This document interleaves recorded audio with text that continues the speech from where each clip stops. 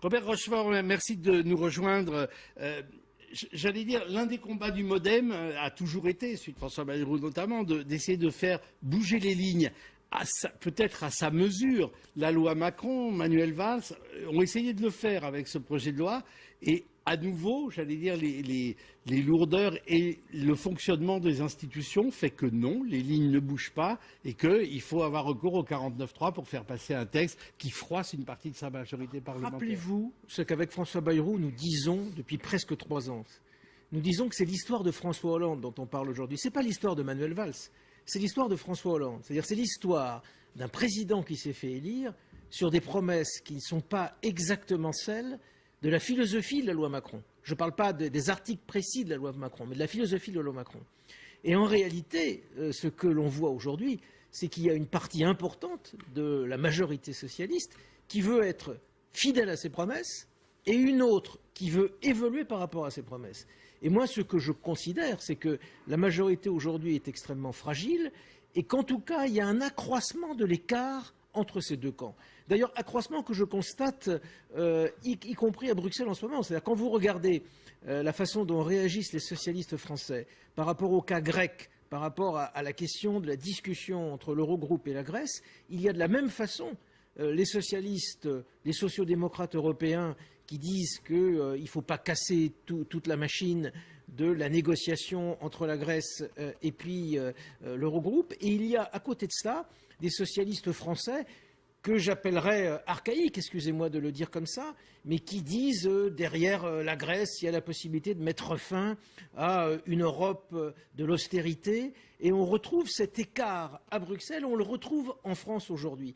Et en tout cas, ce qui est vrai, c'est qu'en faisant appel au 49.3, ce que François Hollande ne veut pas faire, c'est montrer qu'il pourrait avoir une loi qu'il considère comme importante, qui est plus importante symboliquement qu'elle ne l'est économiquement, qui soit votée autrement que par des socialistes. Donc finalement, François Hollande est coincé dans cette espèce de situation dans laquelle il est arrivé au pouvoir il y a 3 ans, et il essaye de se démener à travers tout cela. Et on ne peut pas dire, effectivement, à cet égard, que ce soit une victoire, loin s'en faut. Et je ne suis pas tout à fait d'accord avec le professeur Duhamel, qui a dit tout à l'heure que c'était un signe de force. Non, François Hollande utilise à la fois un joker. Non, quand il a gagné la présidentielle, on lui a donné un jeu de cartes. Ce jeu de cartes, il utilise les cartes les unes après les autres. Il a utilisé là un joker. Mais rappelez-vous, lorsque Dominique de Villepin a dû faire passer le CPE par le 49.3, c'était pas bon signe pour la suite et c'était pas l'expression d'une force de son gouvernement à l'époque. Luc Carvounas, ce que vient de dire Robert Rochefort est intéressant parce que la version officielle, c'est, et vous l'avez vous-même redit, incertitude à quelques voix près, ce texte est trop important pour l'économie française pour prendre ce risque. Il y a l'autre interprétation de Robert Rochefort. Il était important aussi de ne pas montrer que ce texte pouvait peut-être in extremis passer grâce à l'apport de voix centristes qui auraient compensé la défection de voix de gauche. Moi, j'ai cru comprendre qu'à part Jean-Christophe Fromentin, que je connais bien pour travailler avec lui sur l'Expo universelle 2025, j'ai pas vu beaucoup de centristes se bousculer au portillon. Mais j'ai surtout entendu sur votre antenne en à peu près une demi-heure à la fois l'extrême gauche et l'extrême droite finalement appeler au même débauchage vis-à-vis de mes collègues députés socialistes. Ils sont dans leur délire commun, mais ça leur fait un point commun de plus. Et puis surtout, même si il y aura une discussion à avoir en bureau national vis-à-vis des collègues qui ont cette fois franchi une forme de Rubicon dans leur intention de voter contre plutôt que de s'abstenir. Ce débat, nous l'aurons. Vous allez exiger des sanctions. Ce débat, nous l'aurons autour de Jean-Christophe Cambadélis. Oui, mais un débat, c'est bien. Mais eh bien, nous verrons de quelle manière le Bureau national, de manière collégiale, aura ou pas à prendre des sanctions. Oui, il faut le dire. Et je vais rappeler. Ça, c'est important. Vous réclamez ou vous pensez qu'il faut qu'il y ait des sanctions? Moi, je pense qu'il faut contre les députés socialistes qu'il faut vraiment que les choses soient claires au Parti socialiste. Au moment où les Français attendent tant de nous par rapport à ce quinquennat qu'il nous faut réussir. Pas pour simplement le Parti socialiste, mais pour les Français en général. Il faut que chacun prenne ses responsabilités. Et prendre ses responsabilités, ce sera d'avoir ce débat au moment du bureau national. Des sanctions, ça veut dire quoi? Une exclusion? On verra. On verra. Moi, je suis pour qu'il y ait un débat à bâton rompu et que les choses soient très claires. Soit on est dans le groupe majoritaire, soit on est à côté du groupe majoritaire. Et puis, par rapport à celles et ceux qui nous écoutent, il a été utilisé 82 fois le 49.3 sous la Ve République. C'est quasi la totalité des premiers ministres français qui l'ont utilisé. Quelques rares exceptions, vous voyez, je vais être objectif. Lionel Jospin, François Fillon. Une fois la motion de censure a fait basculer un gouvernement, c'était en 62.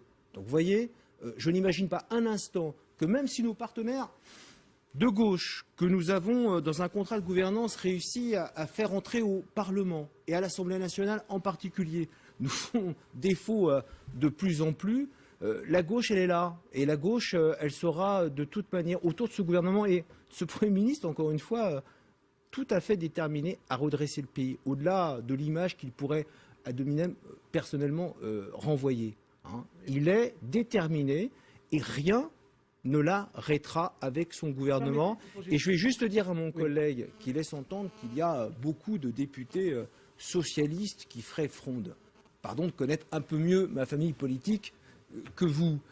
Sur les 250 et quelques députés socialistes, je n'ai pas le chiffre tout à fait en tête, ils sont un peu moins de 40. Donc vous voyez, il faut là aussi toute raison garder. Non, attendez, la vraie question, c'est pas de savoir si la motion de censure risque de renverser le gouvernement. Je n'y crois pas. La vraie question, c'est de savoir, à l'issue de cette crise, quel est l'état de la majorité et quelle est sa capacité à faire des réformes. Parce que d'ailleurs, la loi Macron, moi je vous le dis franchement, si j'avais été député national, je n'aurais pas voté pour. Je me serais abstenu, tout simplement parce que le président de la République... Pardon ? Vous seriez abstenu. Oui, je me serais abstenu. Parce que le président de la République, dans sa dernière conférence de presse, nous a laissé entendre finalement que le Macron était la première et la dernière des lois de réforme économique. Et il me semble que, vu ce qui se passe aujourd'hui, alors on est à peu près sûr qu'il n'y en aura pas d'autres. Ouais. Et que des réformes un peu plus ambitieuses que celles de Emmanuel Macron, dont on a absolument besoin, sur les seuils sociaux, sur la question de l'expérimentation d'un contrat unique, sur différents types de questions. Alors ces réformes-là, là maintenant, on est vraiment absolument convaincus. Oui. On est sûr que dans les 2 ans qui viennent, finalement... Ça c'est important. Est-ce qu'on assiste à une sorte de fin de blocage va gérer les affaires courantes. Vous voyez, je ne dis pas qu'elle sera renversée, mais on va avoir une gestion des affaires courantes en espérant, que, comme on le dit à l'Élysée, l'alignement des planètes, c'est-à-dire le cours du dollar, la faible inflation et le pétrole, fasse que par un miracle, effectivement, on ait un petit peu d'amélioration de la situation économique, ce dont je ne suis d'ailleurs pas persuadé. Michel Fils, c'est un peu cela, à mon sens, notre mal français. En France, sur une loi que tout le monde appelle par facilité un peu paresse politique, la loi Macron, je rappelle juste que c'est la loi pour la croissance et pour l'activité. Et que même si on considère que c'est une loi attrape-tout, fourre-tout, une petite loi, je ne comprends pas que contrairement à des grandes démocraties en Europe et ailleurs, nous n'arrivions pas sur des sujets pour relancer l'économie, relancer l'emploi, là où nous avons des chiffres importants de chômage, chacun le reconnaît, là où quand on questionne, quelle que soit l'obédience politique, les uns et les autres, chacun se dit, sur les grands sujets nationaux, on doit pouvoir se retrouver, force est de constater que quand on arrive à l'Assemblée nationale, eh bien on retrouve les petits jeux tactiques de politique politicienne entre les uns qui sont sous injonction de Nicolas Sarkozy, le caporalisme à 98%, ils n'ont plus le droit de penser. Les quelques autres, rares, Jean-Christophe Fromentin, essaient de se démarquer. Et puis j'ai certains de mes collègues qui confondent le redressement du pays avec un congrès du Parti socialiste. Oui, j'en suis désolé. Est-ce que du côté du MoDem, l'usage du 49.3 est toujours vécu, lu, interprété comme une forme de coup de force institutionnel, ou en tout cas dans l'aspect le plus autoritaire qu'autorise le fonctionnement des institutions? Je crois que le problème du 49.3, c'est qu'il règle un problème le jour où on l'utilise et il complique énormément les choses pour la suite. C'est ça la réalité. Parce que quand j'entends mon collègue socialiste dire qu'il est étonné parce qu'on s'intéresse comme ça au... Mais c'est bien une crise socialiste à laquelle on assiste. Parce qu'il n'y a que 2 cas de figure où on utilise le 49.3. Soit c'est parce qu'on a une majorité vraiment vous savez, très faible. Le Premier ministre est arrivé, la majorité, ça s'est joué quasiment sur une circonscription ou 2 circonscriptions. Et là, on sait qu'on va traîner. Et donc, le 49.3, c'est utile dans ces cas-là. Mais ce n'est pas du tout la situation politique aujourd'hui. Le Parti socialiste a une confortable majorité à l'Assemblée nationale.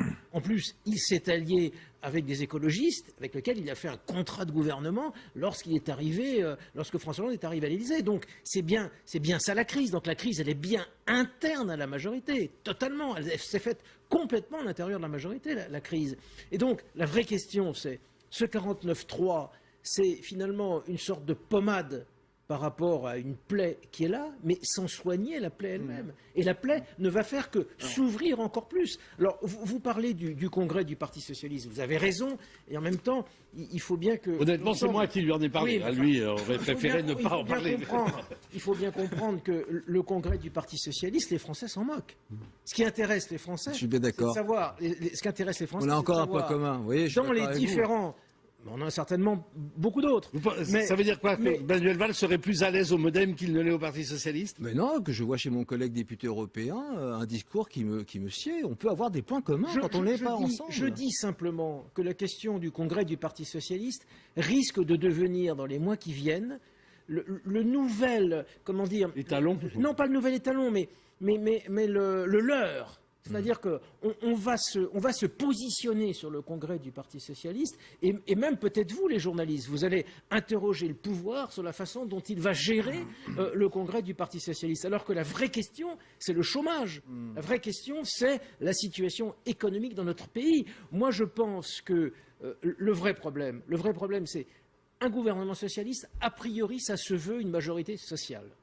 Et comment peut-on être social lorsqu'il y a 600 000 chômeurs de plus depuis qu'on arrive aux affaires, sans du tout rupture, c'est-à-dire dans une continuité absolue, et la montée de la pauvreté, et la montée de la grande pauvreté, et la montée du chômage de longue durée. Mais Robert C'est à Rochefort- ça que vous êtes confrontés. Et malgré ça, c'est bien plus malgré important. tout ce que vous dites sur le constat économique et social que je partage, vous auriez été prêt à vous abstenir Mais sur oui, ce parce texte. que, mais oui, C'est pas parce que- logique. mais si, parce que la loi Macron, et c'est ça le pire dans toute cette affaire, c'est que la loi Macron était une loi qui possédait un certain nombre de choses qui n'étaient pas forcément inintéressantes dans certains cas de figure, bon, mais qui n'allaient pas en plus au cœur du problème pour sortir du pays de la Ça crise. donne des choses Et c'est là- intéressantes, c'est mais ça là va où pas il au est- cœur, donc on c'est ne là vote où- pas. C'est là où excusez-moi, mais Pas c'est là où l'archaïsme du Parti socialiste est encore plus fort. C'est-à-dire que vous arrivez à vous déchirer. C'était quoi les Sur quel- mesures qui trouvaient grâce à vos Ah bah, yeux? c'est extrêmement simple.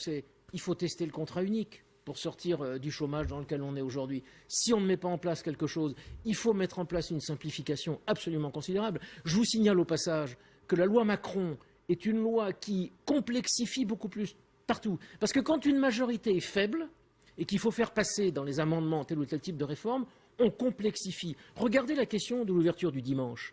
L'ouverture du dimanche, mis à part les zones touristiques internationales, moi je vous dis, je suis totalement pour. Ça c'est clair, c'est lisible. Il y a un gouvernement qui décide, le boulevard Haussmann à Paris, c'est une zone internationale de tourisme, c'est clair. Sinon, pour le reste, toute la complexité de l'ouverture du dimanche, les 200 cas d'exonération à Bien des l'interdiction d'ouvrir le concessions dimanche faites aux- sont toujours là. Tout est toujours présent. Mais alors, Donc juste- il faut simplifier, il faut un contrat unique, il faut effectivement que l'apprentissage soit massivement réorienté vers les chômeurs et non pas dépensé à tort et à travers comme c'est le cas aujourd'hui. Il faut une réforme territoriale qui fasse des économies.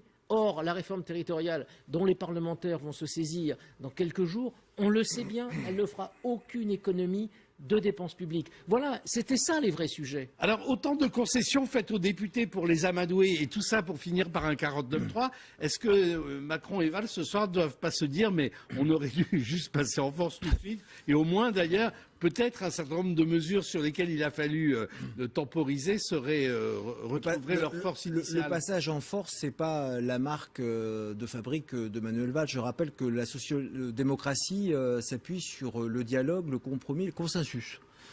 Ensuite, je rappelle aussi à ceux qui nous écoutent que le texte qui va être adopté aujourd'hui avec la procédure du 49.3, c'est un texte qui est passé de 100 articles, qui était le texte initial du gouvernement, à 200 articles, qui est le produit d'une cofabrication de la loi. Et donc, ce qui se passe aujourd'hui, c'est la première lecture à l'Assemblée nationale. Il y aura les débats, comme l'a rappelé Gérard Longuet, mon confrère, au Sénat. Et je vais répondre à mon collègue du MoDem. Il n'y a pas de crise au Parti socialiste.